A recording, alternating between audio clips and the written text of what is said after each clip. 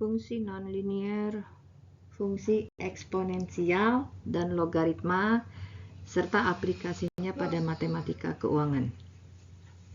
Baik, kita mulai dari bilangan eksponensial ya. Kalau di minggu-minggu awal kita sudah mempelajari mengenai bilangan berpangkat, yaitu jika suatu bilangan pokok ya A dikalikan dirinya sendiri sebanyak sekian kali, maka ditulis A pangkat N. Ya, kalau A kali A itu A kuadrat karena A-nya ada 2.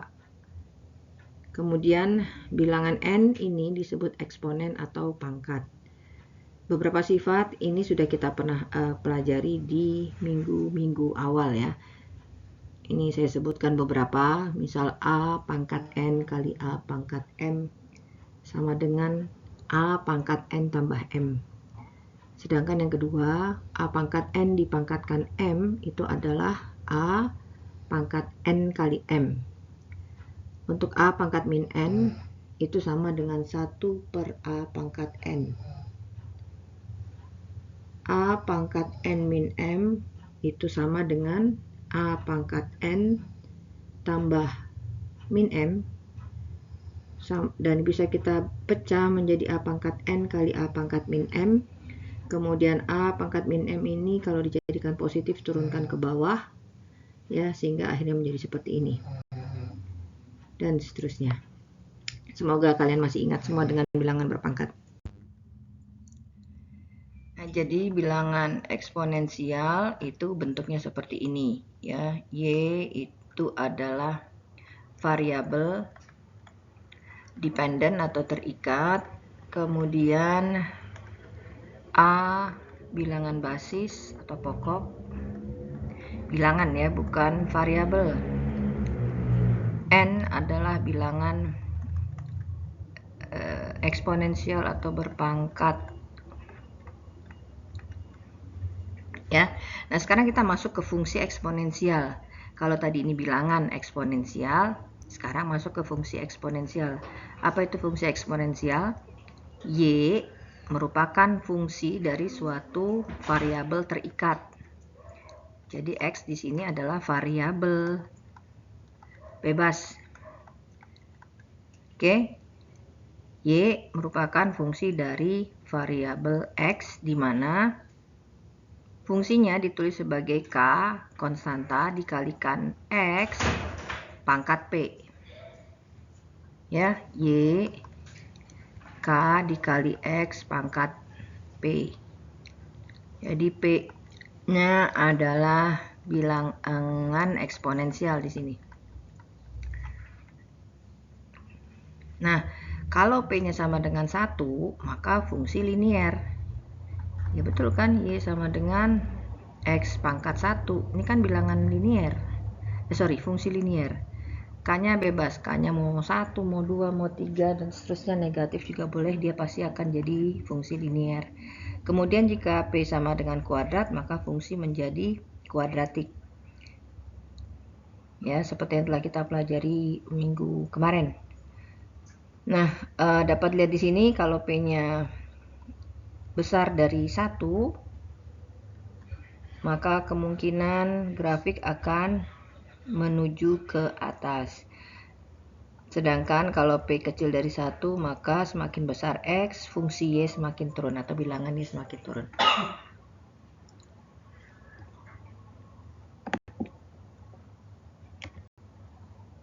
Oke, fungsi eksponensial ini bisa 2 ya. Jadi kalau dari definisi, fungsi eksponensial merupakan fungsi dari suatu konstanta yang berpangkat variabel bebas atau fungsi di mana variabel bebasnya dipangkatkan dengan suatu konstanta. Kalau yang definisi terakhir itu adalah yang tadi kita bahas, K kali X pangkat P. Jadi variabel bebasnya dipangkatkan dengan suatu konstanta.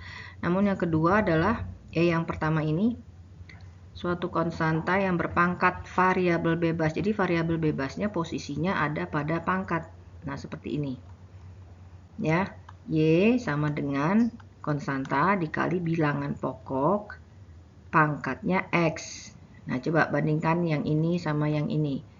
Yang ini pangkatnya sebagai bilangan basis, yang ini pangkatnya, yang ini X-nya sebagai bilangan basis, yang ini X-nya sebagai pangkat.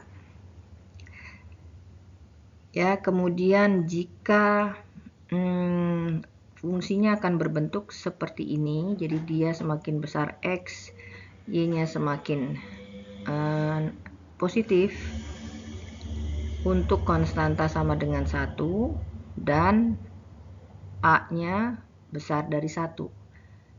Ya, jadi contohnya misal K-nya 1, A-nya 2 anggap, dan di sini X, jadi 2 pangkat X. Nah, ini bisa terjadi seperti ini. Ya. Dan semakin kecil X, semakin ke sana dia tidak akan pernah melewati garis sumbu X. Jadi dia tidak akan pernah menembus, tapi dia selalu sejajar. Makanya ini dinamakan asimtot pada sumbu X. Artinya dia tidak akan pernah memotong sumbu X. Sedangkan yang kanan ini dia akan turun nilai Y-nya dengan semakin membesarnya X jika A-nya ini pecahan antara 0 sampai 1. Contoh misalnya setengah pangkat X. Nah, seperti ini. Jadi bisa terjadi fungsi yang tergambar seperti berikut ini. Ini juga sama, asimtotnya juga pada sumbu X. Jadi dia tidak akan pernah memotong sumbu X. Nah, ini penjabaran yang tadi saya ceritakan ya. Kalau ini A-nya besar 1, kemudian ini definisi Y, definisi X, kemudian ini definisi A. Selanjutnya, ini juga kita lihat bahwa kurva terletak di kuadran 1 dan 2 pada sistem koordinat. Ingat tadi yang kayak gini. Nah, ini kan kuadran 1 dan kuadran 2. Ini harusnya 4 ya. Nah, jika A-nya antara 0 sampai 1 tadi sudah kita bahas, dan jika A-nya besar dari 1 juga sudah kita bahas. Oke, ini hanya penjabaran secara bahasa. Sebagai contoh, fungsi eksponensial dengan basis A besar dari 1 ya. Saya ulang lagi di sini. Tadi fungsi utamanya seperti ini. Nah, A-nya besar dari 1. Nah, di sini contohnya adalah 2 pangkat X. Ya, berarti K-nya 1 dan A-nya 2. Ya. Gambarkan grafik fungsi persamaan tersebut.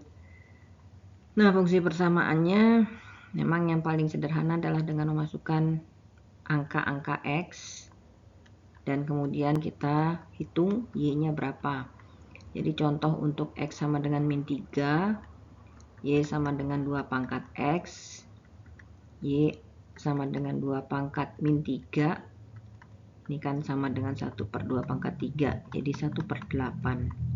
Ya, ini dia jawabannya. Kemudian terus semuanya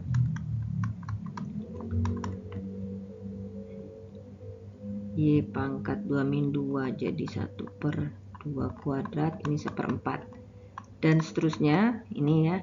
Nah, setelah mendapatkan seperti ini, maka kita bikin grafik kartesius, di sini Y dan di sini X. Kemudian kita titik-titikkan min 3 dengan 1/8 itu kira-kira di sini. Lihat skalanya ya. Ini skala 1 semua. Kemudian 2 min 1/4, min 1/2.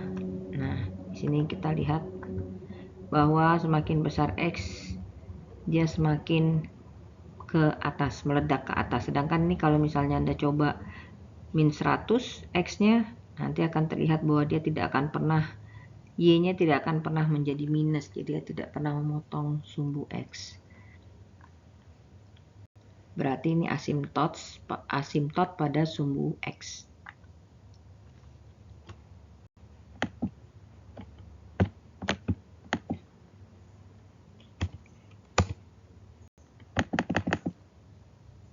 Ini juga contoh yang berbeda, basisnya pecahan antara 0 dengan 1. ya. Contohnya adalah 0,4 pangkat X. Nah, silakan uji lagi atau coba lagi dengan menghasilkan jawaban Y seperti ini, dan Anda petakan lagi sama tidak dengan solusi yang sudah dibuat seperti ini.